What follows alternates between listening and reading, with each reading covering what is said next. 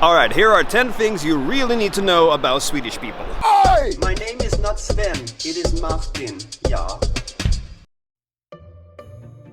Swedish people really hate to argue, but instead they will tighten their fist in their pocket and will write passive-aggressive notes to put on the laundry room or in the elevator telling everybody how they really feel about things without anyone knowing who wrote it. Swedes are a conservative people when it comes to boasting themselves, as self-importance is frowned upon. Don't think you're better than anyone else.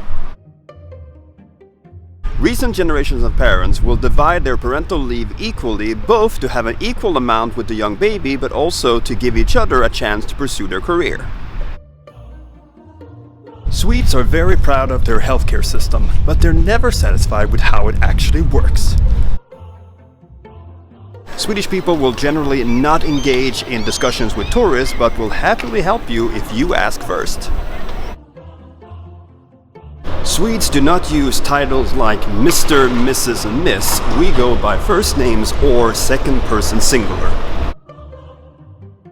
Swedish office workers are relaxed, they dress casually aside from very important meetings, and the company, well, they value input from all personnel regardless of rank. In theory.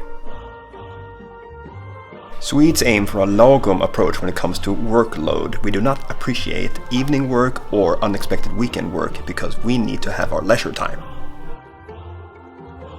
Swedes will not accept racist or sexist joke. Inappropriate jokes, though, could be accepted in the right setting.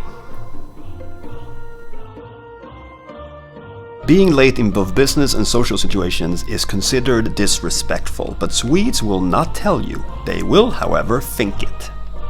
Hey, no worries. So there you go, thank you so much for watching. I'll see you the next time you click on one of my videos. Bye.